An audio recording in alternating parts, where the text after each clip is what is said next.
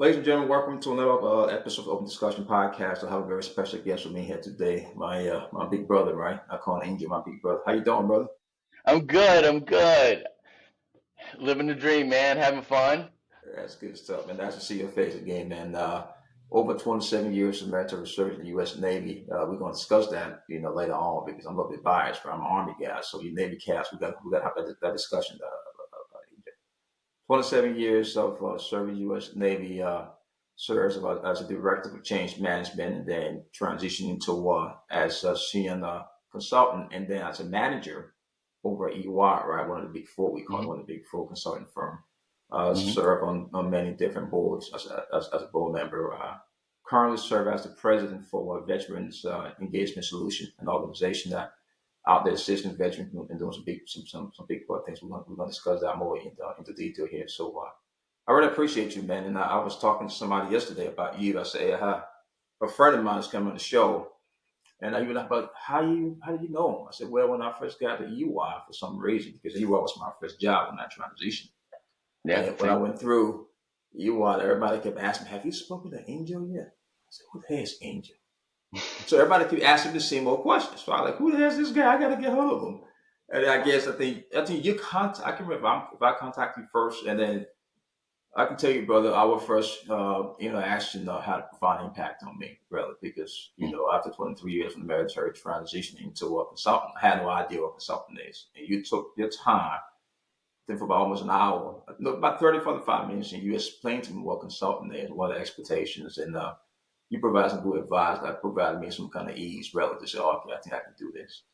And then when I got my first, as far as a project, who I call you up. I say, hey man, I need some help. You got some stuff for me. You provided me some information. I just want to say thanks a lot, man, for what you do and for making me a better person when I first got at you. I appreciate you, man. Yeah, it was my pleasure. I think the goal for us, I saw so many commonalities between the two of us in our careers is being senior enlisted. Eventually, after I think 19, 20 years, I decided to go to the dark side, but I was a senior enlisted advisor for a while, and I Yeah, understood your mindset and where you were coming from and being about the people that you serve and people that you support. And that's not common. I mean, it really isn't, especially in corporate America. And I think that what really kind of brought us together and kind of kept us in touch was, hey man, is humility. I think it was a lot of humility. Like, dude, here's how I wasn't, how's how I sucked, right? And here's how all the mistakes I made. And when I came to you, I was like, hey man, here are all the mistakes you don't want to make, right? And because I already made them for you. And you're like, okay, and you're just kind of drinking it up and saying, okay, cool, writing this down, don't show up for a meeting with a crazy looking shirt on, yeah, and I think the trial by fire with consultants is having a good toolbox, right? A good uh, templates, so you don't have to reinvent the wheel. Where I was going, because I had my own company before I joined EY, and I was creating everything from scratch. And I'm like, no, man, you don't have to do that. We have everything already done. It's like pre-AI, and now with AI, we just tell AI, hey, make me a presentation that says, how we're going to transform this company from current state to future state, and you punch in all the numbers and it just spits everything out for you. And we didn't have that, but we shared what we did have, and I think that yeah, that was great. And creating that community, and that really kind of bonded us and kept us friends for a long time. yeah, yeah. That's amazing, man. That's amazing. Why we'll talk about you while you're in a little bit detail. I want to go back really to your time in the Navy, right? Because hmm we have the Army, we have the U.S. Marine Corps, we have the Coast Guard. Yeah, but you decided to join the Navy. Why the Navy, man? Why? I actually joined the Navy to become a Navy SEAL. Get That out was of my here. thing. No, no, no. I did everything. I did the PT test. I did the run. I did the swim. I did pull-ups. I mean, pull-ups for me, I weighed like 105 pounds or something. So pull-ups all day, right? Soaking wet. There was not a pull-up, right? I think I was pulling up my steel toe boots. That was the hard part. And running, I'd run all through high school competitively, so that was easy. But then, and I had to spend a week, like when you have service week, like we're in boot camp, when you're like you have to cook food or wash pots and pans and whatever the heck you have to do. I spent my time at the pool learning how to do side stroke. I could swim, but I didn't know how to do the side stroke, or breaststroke. So I had to learn how to do that. Once I had that done, it was good. And then I passed all the tests, and then they got me in front of the medical exam. They said, "This guy's blind as Ray Charles. We can't use this cat." I was like, man, completely devastated. And then they're like, "Oh, but you're an upper mental group Latino, so I think we're gonna make you a sonar technician, and you can work on electronics." And dude, I was the anchor man in school. I was horrible at that. And then I got to the fleet, and I put the headphones on, right, because you're looking for submarines, and you're looking for hunting for Red October BS back then when you're in the day, and you're on the destroyer. Now imagine this: you're going like this, right? You got these warm headphones on your ears. You about to fall asleep? I'm out, dude. They never had freaking narcolepsy, right? It was like put the headphones on, out. So I did that for a few years, and then got in a bunch of trouble, and they sent me to another school to learn how to fuel airplanes. And again, being blind as a bat, they said you got night blindness because I kept running my head into F8, F-14s and stuff at night when I'm trying to fuel them, and that was scary as hell. And then I got to do HR stuff because my payroll was always jacked up. Okay. So I did that. My career kind of skyrocketed all the way up to E8. And but in the meantime, I got to do these really cool jobs. Like they kept giving me fun stuff to do in like the last, I'd say 12, 13 years. Like, hey, Angel, we're good. The Navy SEALs and the Green Berets and Special Forces are all doing this stuff in two different wars. Like I think it was like 2004, 2005 that time. um, we're going to do visit board search and seizures. I was like, what the heck is that? And they're like, it's like a SWAT team, and you go and you take over ships and chase down pirates and all stuff. I'm like, what? I get to like have a gun? That's Yeah. awesome. So Sound so they good. give you, they would send you through to the school with the Rangers and the SEALs and the recon guys, and they beat the crap out of you, right? For like 4 weeks, and you bond with these team, and then you go to Iraq, and then we off the Horn of Africa, and you make sure that you're protecting the oil platforms, which were providing, I think, 92% of the GDP for the Man. rebuilding of Iraq from targets. And I think the worst part about that was, I think the week, maybe 3 days before we were getting ready to start doing these deployments in Iraq, we had already done stuff off the Horn of Africa and chasing down guys over there. They said, "Oh yeah, by the way, the firebolt a year ago, yeah, that got blown up by a terrorist, and some guy loaded up with the ordnance crashed into one of the boats. Like, oh yeah, just like the one you're on right now." And I'm like, "Oh man, why'd you have to tell me that?" Take me there. So, but you got a job to do. So you just go and you do it. And then you come home, and then we got to train people. And then I got to go to a carrier, and an aircraft carrier. They said that the CO said, "Hey, if there's any enlisted guys that want to learn how to pilot and become officer to deck, which means you're in charge of the carrier when it's underway doing flight ops. And if you want to get up here and get your qual," I was like, "Heck yeah, nobody gets to do that. I want to do that. I'm an enlisted guy, but I'm just as smart as anybody else, but I'm gonna do it anyway, right? I'm just stubborn, right? I'm gonna learn. I'm gonna figure stuff out."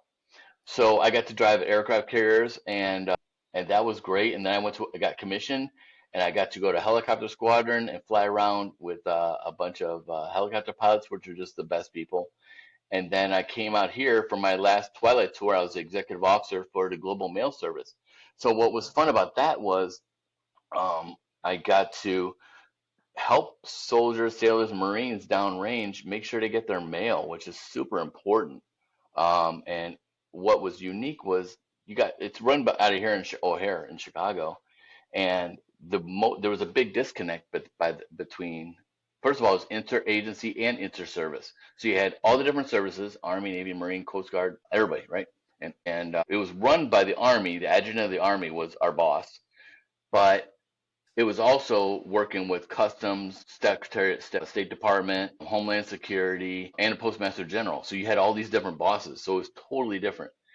But I had just finished up a graduate program in San Diego in international business, and I had this idea like, dude, we're going to fix the post office. We're going to fix everything for everybody. And we're going to split the shifts, and we're going to do all these different things, and here's how we're going to make it better.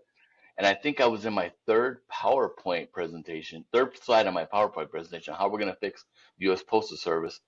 And the union rep stood up and said, "Oh no, Mr. Military Idea Man, we're union here in Chicago. We're not doing any of that stuff. You You can go need to back to slow your that stuff office." down. Yeah, right. So I decided to go back to business school and up in Evanston at Kellogg School of Management.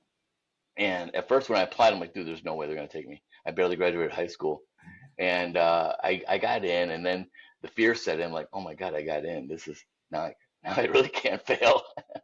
So I muscled through it and made a lot of great friends and learned a completely different way of looking at the world, which really shaped and helped me get out of my military mind in a lot of ways because I was very institutionalized, right? Yeah. And Yeah. very much all my friends were in the military or had some, Mhm. but being able to do that and get out of that and get into that space where I was working with people that had no idea what the military was really helped me grow as a person and as a professional.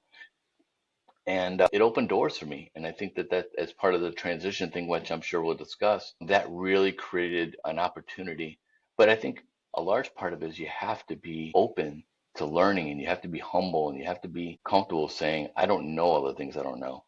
And that's tough for a lot of folks, especially nowadays, and especially when you're used to being in charge. Like, you know how it was, Sam. You were, the command sergeant major and the number two guy and when you're not, and when you're like, It's a hey, lot. here's a slice of humble pie, buddy. Yeah, it does. It does. It does. You just spoke of something, man. I think that's very very profound, right? In terms of why you on active duty, you going to school, but in the relationship for which you built something that a lot of folks in the service are not exposed, most especially on the NCO side, because most officers go through different, positions where they serve in large capacity for both civilian and different component. So They asking struggle for a with it set, too. The officers struggle with it yeah, too. I mean, yeah, their no, journey no, is just as tough. I mean, retirement is absolutely, retirement. Yeah. absolutely, absolutely. It's about recreating your sense of identity. Who Yeah, am I? That's it's a tough, it's a a tough. scary question to answer, isn't it? It's tough because you're absolutely right. You have been institutionalized to look at things, because I do believe the Army, the military as a whole, right, produced some of the best leaders. I got it. But now I keep telling folks the operation environment has changed. You're not in the service anymore. You're in a different area where the language is not the same as it used to be. Oh The yeah. space alone is different. So how do you really try to navigate that? So for you, after serving 27 years, you decided, you say, something, I'm done. I'm going to transition. How was that for you? Will you consider your transition into the civilian sector, was it planned properly? Is there think you believe you did done better? And if there anything you did well, why you think you was successful in some area and then unsuccessful in some areas? I think I would answer that question starting out with I failed a lot. I made a lot of mistakes. I mean, Oh and they were man. just ridiculous mistakes. Like I walked into a company, a very large insurance company, who's going to create a position for me, and told the HR, the senior chief HRO for this very large. You think the top three insurance companies in the world, this was Hmm. one of them, right? And they said, we're going to create a position for you. What do you envision your career trajectory like? And I told her, I think I'll have your job in about a year and a half, right? Now, okay, now here's the difference, right? Let's look at this, right? If you look at a service member and a service member tells someone in their command, I will have your job, it is this is the guy I want, right? I This want, is yeah, person, right? yeah, Like, because it's yeah, like, what's your goal? My goal is to work you out of a job, right? I yeah, will work you out of a job. I will train my people. I will handle my soldiers and sailors and marines. I will take care of them, and you know what? I will make your job so easy that you will just love me, and that's how you're going to get me promoted. And forward action, right? And some people get really really threatened by that, right? yeah, And they don't, it doesn't resonate. So that's a big cultural difference, right? So knowing your audience and being able to read the room. And I think what I learned to do was to create a personal board of directors, or as yeah, I call it, three cool guys and a butthead, right? And I'm actually cleaning it up a little bit. It's a much more colorful word. And I learned that if I had people that were not like me, not service members, not in my journey, that and they were really connected to me and they cared about me, that they would always shoot me straight. And anytime I was making a big decision, whether it be grad school, whether it be which jobs to apply for, which interviewing, is this going to be a good fit? When COVID happened, someone was like, "Hey, you're a service disabled veteran-owned business. You should go sell PPE." Right? I'm like, okay, and I went to one of my board members, and the board member said, "What do you know about PPE?" And I was like, "Nothing." "What do you know about selling PPE and supply chain and all this other stuff?" I'm like, "Nothing, but he says I can make a lot of money." And he's like, "Dude, don't." He's like, "Do what you love, do what you're good at, and focus on that. It doesn't mean you shouldn't expand your horizons and learn different things. That's not what I'm saying. What I'm saying is don't put yourself in a position where you are vulnerable or your name or your brand can be compromised. So by having that personal board of directors protect me and leveraging them, they started looking out for me, and they to this day they flew out to Greece to be at my wedding. These guys are great. Man, So that's amazing though. yeah, knowing your tribe and building your tribe, and I think the biggest thing that veterans can do, the one advice I give all of them is you can need a job, you can need training, you can need. Cool. When you go to a networking event, the conversation should be, what can I do for you? And when you have changed that attitude and you listen to people about what they're going through, whether they're an HR director for a major corporation, whether they're a plant supervisor, whatever, if you're having a meaningful conversation, you listen intently and you say, what can I do for you? It changes the energy. It sounds hokey, but it changes the energy. It Yeah. changes how you are perceived. It takes that whole transactional, I need you to do something for me, off the table. And I think that more people that do that and are responsive, those people are really successful. So I think that putting yourself and having empathy and asking people how you can help them make their lives better, that's the quickest way to grow and advance and build who you are and the kind of person you want to be. That is a great point, right? Because I did the same mistakes, right? As a veteran, once you transition, right, you were so focused on telling our employer who you are, what can you bring to their team. This is who I am. This was on my resume. This is what I've done so far. This is my education. So as you said so far, you asking those critical questions. How can I help? What can I do for you? It changed the whole dynamic really so far because, but Hmm. that's a skill set you have to learn, of course, because it's not something we used to while you're in the service. Because promotions are all No, different, right? You no. don't. The only time I had an interview for a job when I was interviewing for a nominated level position. That was it. Everything is based on selection, promotion, the whole 9 years. So a lot of us Hmm. don't have that capacity, the skill set to really interview for a job. And I mean, SFX have does some things for you, but it does not prepare you really for those as far as things you just talked about. So you having that board of directors around you, I think would serve a huge role. I just want to jump into the whole piece of your transition piece when you got into EY. Because EY is a major firm. It's a huge organization. What really drew you to EY, in terms of being a consultant? And how was your experience there? I mean, not the companies, but just as far as the people you work with, but how did you transition into EY? You know, let me start at the beginning. I wanted to work at EY because they had a really robust and well-developed veteran resource group that was doing a lot of outreach in the community, and they looked for people that were problem solvers, not people that made excuses, not people that are sitting in an ivory tower, people that literally wanted to solve problems in a very holistic way, right? Not just a plus one plus one is two. No, one plus one, if you do it right, you can get six or seven out of that, right? Right. And you bring in five guys and five partners, you can, create value that way. And they were really intelligent people, and they had been working on some really interesting projects. And I was like, wow. So because what I was worried about was working in, because I have an HR background, was that I was going to get put into talent, or I was going to get put into DE&I, or I was going to get put into recruiting, or I was going to get put into payroll and benefits, which I'd done all of that in my career, but I didn't want to be pigeonholed. And I think that the consultant path was so much more opportunity to grow and figure out me, right? It was like a job training kind of program where you could try a lot of different things and figure out what really stuck, right? And what you were good at, and build and it's like self-discovery, right? Paid self-discovery. And not all of it was great. Some people didn't really get the military thing in EY. I had a couple senior managers that were very much not military friendly. That's just what it was. I don't think that that was the whole thing, but I think that they were the minority, specifically around financial services. Some of the financial services stuff, they were very transactional. I call them the New York finance bros, right? And they were like, what can you do for me now? What can you do? And then get away. And I don't care about you. And that was the first time I'd ever been told that someone didn't actually care about me, or it was just weird. It weirded me out because my first project, I had two totally badass female leaders that One was a lawyer and she was a doctor and she was a professor and she was my boss, right? And then the other one was even more incredible, right? So her name was Sonia, and they took care of me. I mean, they gave me good feedback and great coaching and like, hey, Angel, maybe we can frame that instead of telling them a knife hand. She didn't say knife hand, but maybe you can ask them a question and help them through their self-discovery, right?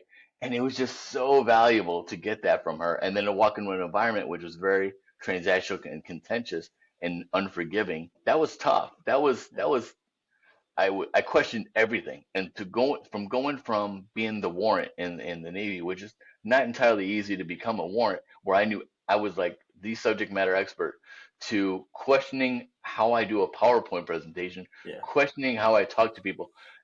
I almost started stuttering when I would present to a client. I was that nervous. I'd been that nerve wracked, and I got through it.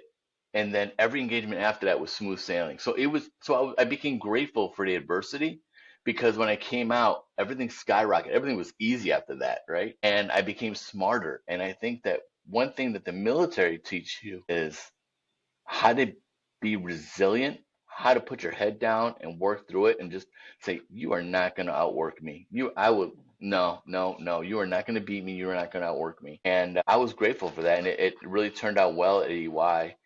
And then honestly, I'm still great friends with my clients at EY, at UPS, at a couple fintech companies that I work for, and they were amazing, and they're still friends. I'm still great friends with, I'd say, 85 to 90% of the people I worked with at EY, and they call me, they talk to me, we talk through business problems, because it's not a transaction. Life is about relationships and supporting people and being there when they're going through a hard time, and reading the room, and that's what it's about, man. And when you go into your work after Big Four Consulting, it really forges and galvanizes who you are and who you want to be, and because you made 20 million mistakes on their dime.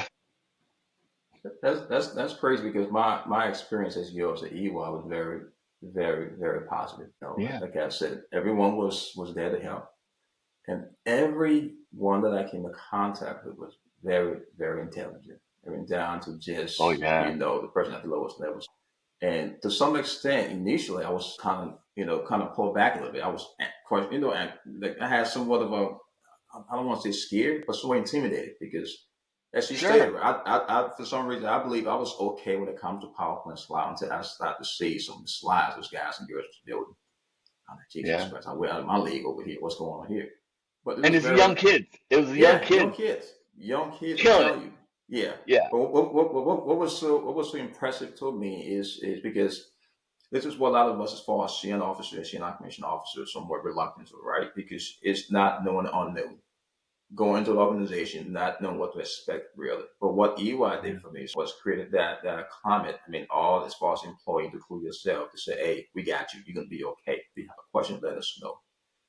So what are some things you think that you will advise a person transitioning into corporate America, or say, hey man, because every organization is different, of course, but Yeah. generally, these are some things I advise that you don't do, because as far as the network and relationship building is central. But what are some things you think you can tell, a guy or girl who served 20 something years in the military, say, hey, Yeah. I think th- before I get into what not to do, let me tell you what they should do. And okay, that would be, when you're considering working for a company, like you see a job and it looks like a great job and stuff, but it's good to do an information interview with someone that may have served with you, that is on LinkedIn, that works for the company, and it doesn't cost you anything. And yeah, I've had people, I mean, just so kind and so generous and genuine, and say, look, and you framed it in the message on LinkedIn, say, hey, look, I'm thinking about applying for this company. You and I have a similar career path.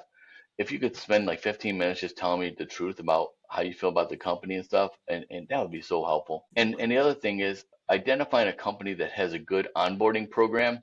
And I think that is where a lot of people get it wrong, and where military members can really fall flat on their face, is because for the longest time we've been told, or it's been kind of structured, what good looks like, right? When you're supposed to show up for work, and someone's telling you this is, and it's ironclad. It's black and white. You can't miss it, right? And these are our requirements for passing this inspection, and then we have training, and we have to do this, and your people need to do this, and it's very, very described. A lot of companies don't do that, right? And they don't tell you what good looks like. Now, you could be killing it, right, in your company. I've seen a lot of veterans. I've worked with a lot of veterans that are just doing great, above and beyond, which can make other people feel intimidated in the company. It happens. But I think that identifying companies that have a good onboarding program where they not only tell you what good and what bad looks like, right? What the expectations are, but also check in with you on a regular basis. How are things going? We'd like to give you Yeah. feedback. We'd like to be candid. We'd like to share with you some of the things that you can be doing better. Or we see potential in you if you apply yourself this way. Here are where the resources are. You do that, and there's not a single, I don't believe there's a single person that's worn the uniform that isn't going to take that feedback and go, man, I need to make, that's money. They just gave me money. They just told me how to be great. I'm going to go take that to the bank. So I think that that's one thing. I also, on the other side, I think it is instilled in us to talk about the we and to talk about the team and the team's accomplishments. And I think that in leadership, there is a place for that. That is not during the interview process. During the interview process, you have to think about things from the person that's interviewing you's point of view. What do they need? First of all, biggest factor in the world, the single biggest thing, likability. Is this a guy that we want to come every day and sit down and work with? Yeah. Because if I don't care how much you know, I don't care how groundbreaking, I don't care if you got 20 doctorate degrees and PhDs from MIT, I don't care. If you're a dork that nobody wants and a confrontational kind of character or a know-it-all or anything, and you can't work in a team, It's it's not going gonna to be happen. tough, It's not gonna right? happen. It's not going to happen. So you got to be likable. Like what my assistant had a thing on her desk. It said, if you want to be loved, be lovable. Yeah. I was like, brilliant. So I think that you need to consider that. Not gross, be yourself, but be friendly. Be friendly and find common ground. Find out, do your homework. Don't use the word stalked. And I don't ever say I stalked you on LinkedIn because I did that one time and for Amazon and the lady was triggered by that word for whatever Yeah. reason. And I went right to the bottom of the pile and they pressed eject. I thought I had that job. They said he used the word stalked. He stalked me on LinkedIn. I was like, ah. Oh, So wow. don't use that word. Um, get to the point and answer the question, right?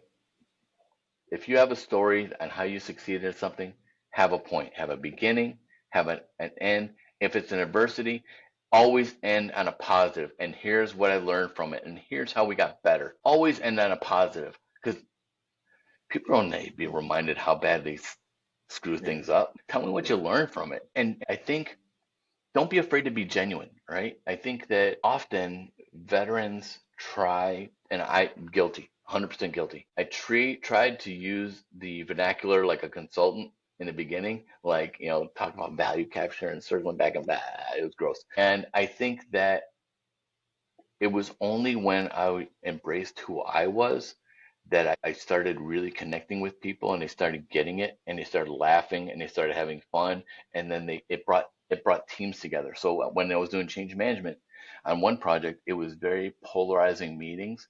By the time we got done with that project, everybody was having fun and kind of poking at each other and talking about what we're going to do next and taking over the world, and it was just awesome. And when you see that transformation, when you see that happen and know that you have that inside you, there's nothing better, man. That's the juice. That's a good feeling, man. You talked about earlier. I referred to as building that ecosystem around you, right? Folks around you, the servants, your board of prestige or trustees, and I know you mentor a lot of folks. You coach and lead, to include myself. Because, like I said, you're the first guy that I came in contact with EY who gave us a good advice and up to date. We always exchange ideas and you always there to provide some advice. How important it is for service members, to seek a coach, a mentor, or advisor outside of the military, because all of us have our folks in the military, right? I mean, how important that is, and from your perspective, how did that impact you? being both, you know what I mean, you provide the advice or the coach or the mentorship that you receive in as well. For me, coaching and providing mentorship is almost therapeutic, right? I think I carry, we all carry things with us, and they're tough, right? Tough to process. And I think that helping other people really is a way to feel like maybe I didn't make a lot of mistakes. Maybe I made these mistakes so that someone else could be better, could feel, be more empowered. I think that the greatest joy I get is from helping my brothers and sisters succeed, whether it's mentoring them on resumes, whether it's talking their business. And that's what I do majority of my time is coaching people on their businesses through the Illinois Tollway Technical Assistance Program, through HACIA, which is Hispanic American Construction and Innovation Association, small businesses, underserved communities, and helping them grow. That's for me, it's a part of who I am, and I can't imagine not doing that. Um, yeah, I would just get sad if I couldn't do that. Um, Now for my coaching, when I go to people, oh my gosh, I got so many knuckle sandwiches from my brothers and sisters out here, and it was like I literally told, I remember this guy Brandon Marty, former pilot, helicopter pilot, and he gave me my first introduction to consulting, and I was like, oh, I totally want to do this, and I was talking about transition. Yeah, I'm done with my transition. And he goes, oh, that's so cute. You think you're done. He's like, you're 8 months out. You think you're done with your transition. That's nice. And he gave me this little pat. I was like, oh. And I was like, he goes, dude, you're still a baby right now, man. You're gonna continue to do that and continue to grow. And I think that when you embrace that you're always learning and you're always going to need other people and be open to feedback and coaching, and that's what makes you grow. It just does. I have a coach who wrote a book called Clarity, and the best moments are when I'm lost in my head, because I always say the darkest place in the world is the space between your ears, right? And when you get there and you're caught in everything, the voices and you're gonna fail and that this is happening, this is happening, and you get sit down with a coach who says, "Dude, the answer's right in front of you. It's right there. You don't do business like that. That's the answer. The answer is that you shouldn't be doing that anyway." Like with the PPE example, you're Yeah, stressed out about something you shouldn't be stressed out about. The answer's right in front of you. You just don't want to accept it. And you go, oh, it's like this big thing comes off your back. You're for like, sure. ah. Yeah, Well, you try to be all things to all people, and when you realize you just got to be you and be the best version of you, and support other people to do the same thing, it grows. I think right now I'm looking at helping people with their how they manage debt, and for a client, one of my clients, and there's so many people in the military that went from active duty where you, let's say I call military housing the big lie. The big lie is you've lived in military housing, you don't have to pay bills, you don't have to pay electric, you don't have to pay gas or any of that stuff, right? You don't have to pay any stuff, and you get comfortable. And then when you come out in the civilian world, you have to pay bills, you have to pay on time, you got it's your credit different. card, you got balance, you got to go hustle and make some money, you got all these different things, and you don't have the skills, or not that the military isn't giving you skills, because they did, you just didn't listen, right? And because they made it really easy for you. When you come out, you don't know how to manage your debt, and working with companies that help veterans learn how to manage their debt effectively, that's a lot of fun. That's something that we're kind of really building into right now. That's pretty cool, man. I think for me, just go back to the transition phase, right? I tell folks when you transition, no matter what rank or grade you transition at, because that's include you and the family, if you're married with kids, whatever, it's a whole package, right? Sure. You got to consider Of other course. aspects of it as well. Yeah. You will experience some level of post transition PTSD, meaning it's not because when I mean PTSD, not to do anything crazy, but the fear of now. I used to be this person, and now I'm this person now. I mean, with Angel core believe who you are, you still remains the same. I'm saying like you transition to a different space that you're not familiar with. It'd be very, very stressful. You see, so we just talk Oh about yeah. the bills. Now you have to consider, you're not receiving paycheck on the first and the 15th anymore as far as veterans concerned. Now you got to find a job, work for that job and do everything else. Did you experience any stress when you transitioned out? I said, man, you know, because I still talk to veterans. I know friends of mine when I work over the VA, to talk to other veterans who were transitioning, just the fear of transition. I have some friends who are still serving, some are afraid of transition because they don't know what to expect. Like you said, I've been doing something for the last 20 some years. This is what you know. Did you experience anything like that? If that was the case, how did you somewhat overcome that fear to do the things that you're doing now? Because you took a lot of risks and you did things that was outside of your comfort zone. Doing consulting, doing serving, applying for the MBA program or applying to big the bushes for the scholar program. We're going to talk about it later on and so forth. Things that you had to do that was outside of your comfort zone.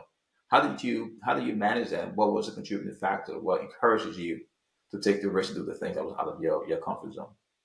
Yeah, I think that's a great question. It's an important question. It goes back. Okay, I'll go back. For me, the hardest job in the military and what I was doing was to be a personnel officer on a destroyer. And the reason why is because you're it.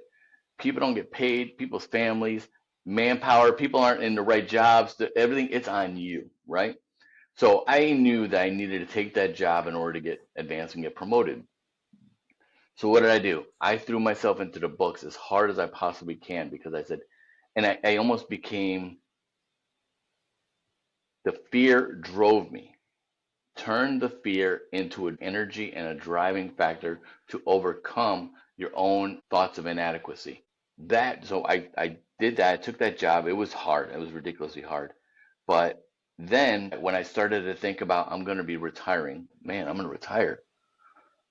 I'm going to have to work. And I looked at the landscape and I thought, okay, I'm going to have to, what am I qualified to do? I was a personnel officer. I was a warrant officer. Not really a good thing because I don't have my SHRM. I don't have my SCP. I probably should have done that, but I didn't do it. But I started getting filled with all the things I wasn't and I didn't have. And I wasn't at all concerned. I completely blocked out all the things that I was and all the things that I did have. So I turned it around and I said, okay, what is what is the one thing that is keeping me from being successful? What do all these successful people are that are where I want to be? What do they do? What do they have that I don't right now? And you set yourself a map. Say, okay, these are the things I need to do so I can look like that, so I can be that person, so I can have a resume that's commensurate with that person, so I can be competitive and not have to have that worry. Not so I wouldn't feel I was less than, which I wasn't. It's all in your head, right? Space between your ears, very dark. And so I went and applied I finished up my bachelor's degree on active duty. Then I went to grad school at University of San Diego and learned Mandarin and did all these different things to try and break me out. Then I said I still felt like I wasn't enough. I was like, Why though? Why? Because that's the question. Because I felt the same way myself. Right after transition, after everything you accomplished so far, you always believe you have to do more to be more competitive or to apply. It was just something in you that believe you had to do more. because I felt it didn't matter. I felt it didn't matter because it was in a different lake. It was a different pond. It was a different environment. And if what I didn't match with what they did, how are they going to know who I am? So I had to look and have the qualifications and the speak and the credentialing like they did and more, right? And you put yourself through this stuff and you grind and you beat up in 4 years of school, of grad school and just trying to be there and you get at the end and you know what you realize? You were enough. Yeah. I don't think I know anything more than, I mean, yeah, I know about, how to value companies. I know how to do different things that are associated with an MBA, but do I feel like I'm different or greater than I was back then? No, I'm still the same clown, whatever. But what you do is you need to start getting out of your own head and being in the places where you want to be, associating with people in that space so you can grab and build your brand and build the awareness of who you are and what you want to do and who you want to work for. And that's a two-way street. The two-way street is making them aware of your capabilities and what you want to do and what you want to be, but you got to figure out what the hell that is. And too often, military folks walk in, and that's what it was kind of the catalyst for building VE Solutions was we had, and this is a true story, we had a guy who was had his engineering officer to watch qualification, which is a very difficult qualification for an enlisted. They make officers do it, but it's very difficult for an enlisted. He had that. He had master training specialist. He had all these qualifications. He goes to interview with this manufacturer, who was my client, and they said, well, he's really quiet in the interview. He left the military at 12, 13 years. He said we a lot and all these different things. And I looked at the resume. I'm like, this guy's incredible, incredible. He didn't know how to advocate for himself. He didn't know how to do. So my company our tagline is "We Speak Veteran," was to go in and grab that HR manager and say, no, sit down with him, right? And I looked at his resume and I said, hey, my name is Angel Torres. I'm a consultant with this company. If you don't mind me asking a question, you don't have to answer it, but how long have you been married or to someone that kind of made you reshape your career? His face got so big, he smiled so big.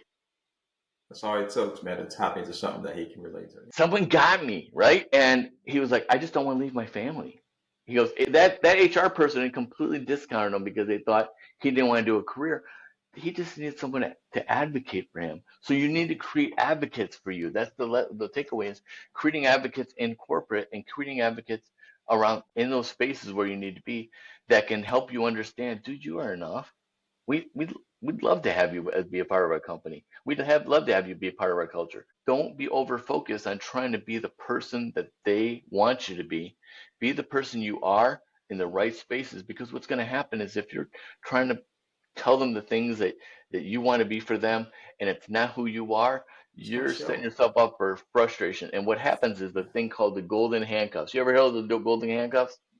Golden handcuffs is you work for a company for so long and they paying you really well. They're paying you so well that you can't afford to leave because your quality of life has come up so high and you're like, oh man, I can't leave this company. Now you don't even realize who the heck you are. You hate your job and you can't leave because you're stuck. That's even worse.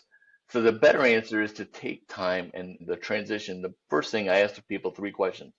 Who are you? What do you love? And what do you want to do every day that will give you joy, right? First question, hardest question in the world. Who am I?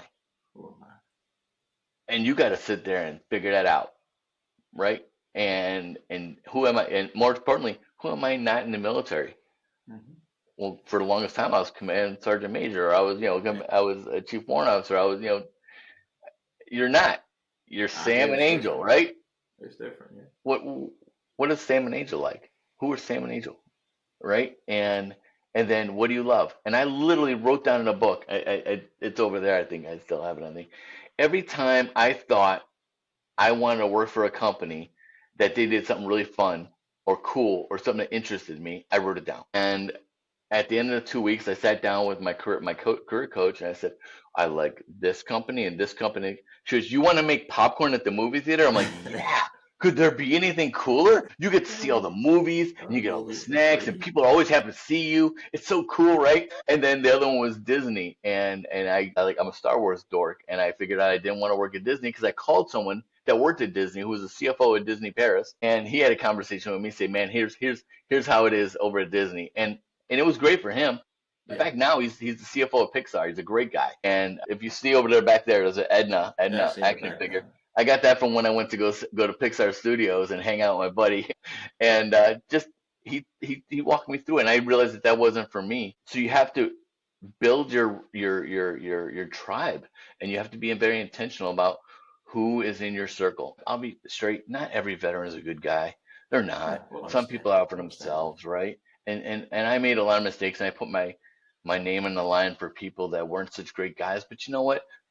Forgive yourself. Give yourself some self-compassion. I think that's a big thing. Lesson is forgive yourself for things that you make mistakes. We all make mistakes. It's gonna you don't have to live with your mistakes, right? It's gonna happen. Keep yourself in the head. It's gonna happen. No, yeah. I mean, so you get on a podcast, you start laughing about all the stupid stuff you did when you told Chief RHRO you were going to have her job. That's great. That's a great story. I love that. Now that story is split. There's people that go, hell yeah, that's awesome. There are people like, ooh, that one's so good. we ain't gonna hire you over here. So you've been doing a Right. lot of you've been doing a lot of great work, man, within the veteran space, and something I have to do myself here. I'm part of some veteran groups here, but you have been very, very active and proactive within the Chicago area as far as different veteran group and giving back, and you do a lot of great work over there. What got you into it, and why do you think it's so important, right, for veterans to be involved in those groups to give back to other veterans and stuff? Yeah. It started actually with volunteering for organizations that I was interested in. Remember when I was doing my self-discovery, who am I, what I love, and stuff like that? Well, part of the discovery was what do I love is surrounding yourself with people and things that you are interested in and love doing. Mine were, no, I love being around veterans. I love art, so I was on the board of directors for a theater, and I also love doing helping people with workforce development. People that just got out of jail or they're seniors and they don't, they're having to retool and rediscovered identity. I love those things, right? So I started volunteering, and I started, becoming active in supporting, organizing events, inviting people to support, reaching out to donors, and different things like that. And that gave me a lot of joy. And I started out being a outreach director for VL's Veteran Leadership Council. Then eventually I became the president, and then I became a board member. Then once you're a board member and you're active in there, then other board members, like that was in Chicago, then other boards that like national, it's like a growth thing, right? So then national boards like vet jobs and military spouse jobs, I'm interested in that. Um, then National ABLE, which is a national workforce development organization. Now I'm the chairman of the board for that organization, and I get to help to drive the strategy that helps people get jobs. Yeah. Dude, that is nothing cooler, right? Because when someone walks into one of our centers, they're the worst day of their life, the worst. And to see the people like reach out with our coordinators and our placement coordinators, you completely change the game, and you completely change, and they go from having a bad day to, my God, that was just a stepping stone to something greater, to the greatest. So that's what I do. That's amazing, man. And I tell folks, the veterans, man, we have some outstanding veterans. Folks who spend their entire lives, right, serving this country, and Mhm. sometimes when you get out, you believe that you are inadequate, right, because you don't know what's out there and how to navigate the space and so on and so forth. As a game involved with a veteran group, try to build that ecosystem around you because a lot of veterans are going through a lot. A lot of folks are not fortunate to make that smooth transition to where they face a lot of issues. I'm saying I got Yep. a lot of friends who are part of different Or they're afraid to ask for organizations. help. Yeah, yeah, you have to ask for help. You have to ask for help, but you have to get involved with something to where folks who speak the same language as you, right? Like I said, I'm a part of two different groups. We meet once in a while. We talk. I mean, I have friends that I'm on a group chat where we just talk because when you and I can really have that conversation to fully understand exactly where you're coming from as a veteran, and that's very, very important. I would like to hear more Hey, about it's your about organization. showing up, though. I think for you and me, Yeah, it's a burning desire inside ourselves to show up and to yes, know that if we're not there, someone might not do so good, okay, and yeah, someone might hurt themselves or something. It's real. I mean, we have all had friends that commit suicide. So yeah, it I happens. mean, yeah, it does, and it just it's I don't know, like I said, it just burns inside me that I got to show. I have to. It's not an if a choice. It's not even a choice. That's just who you are. I really appreciate you for that, man. And a veterans engagement solution. What is it? What exactly you guys do up there, man? Yeah, V Solutions. What we do is initially it started out. It's funny. So I had, no kidding, I had a MBA from arguably the best MBA program in the world. I had I spoke Mandarin at night. It's horrible now, but I'd studied in Buenos Aires. I'd studied in China, Beijing. I'd studied all over the world. I had all these qualifications, all these things I'd done in the military, rose to the top of my field, and no one would hire me. Right? Serious. Right. So, and I was like, this sucks. Like I got or Same worse, I got here. hired by a job, and then like 3 weeks later, 4 weeks later, I get let go. Or I work for a not for profit, and I found out that if I hug the women at the not for, because I'm a hugger, that's just who I am. And this guy, oh, we can't have him around. He's a risk. He's a liability. I'm like, oh my God, dude, I suck, right? And I wasn't not going to be myself. So. I Oh said, you man. know what? I know that if there are all these people that are having a hard time getting jobs, and I'm having a hard time, the people that don't have my qualifications, they're definitely having a hard They time. definitely have a hard time. So let Yep. me build a company around, because I have a pretty good network around helping those companies hire the people and bring them together. And the tagline is "We speak better." And it's how to translate. So the companies I would identify would want to do resume workshops. Great. I have resumes. We bring them together. They'd identify the people, and then they would start hiring them. We're talking big companies, Kraft Heinz, Pactiv, all these really big companies that said, "Yeah, we get it. We want to do that." Um, and then it became, HR, and then it started. Well, I did my time at EY, and then I was like, whoa, now I know how to do business stuff. Mhm. So how to do business consulting and business coaching, and because that's what I've been doing.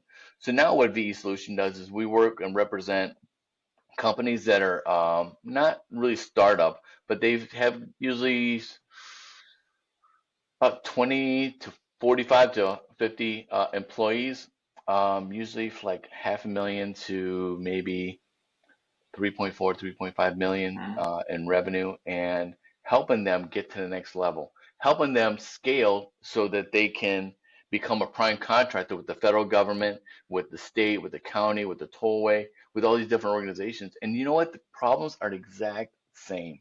Yes, sir. Every one of them is the same. Founder CEOs don't know how to get off the floor and get into the office and go hunt. I can't tell you how many times I've told CEOs, your job is to hunt. Your job is to build the strategy. Have you built the strategy? No, I'm just trying to work on the floor and keep no, get Well, that's out, exactly right. right? So and then being a sounding board for those executives and building trust and building confidence, it's just really, really taken off. And I have an amazing business partner, Steve Parker, former Colonel, West Point guy, and worked at the Obama the Obama in the White House for a while. Worked at the Bush and under the Bush administration and the Obama administration, and just an absolute brilliant, brilliant, kindest man I've ever met. I mean, just such a good guy. And Tina runs the front office, and she keeps us all in check. So she does everything. I mean, scheduling meetings, everything that has to do with the office, so that Steve and I can hunt, be Yeah. the bosses, and build the company. And it's going really great. We have one client who service disabled veteran army vet who was an optician, and he has business for about this company for about 10 years, 3 years in the plant. He just is getting ready to get a VA contract. So now he's got to scale his business from 200, to give an example, from 282 pairs of glasses a day, 1,000 a day. That's a lot.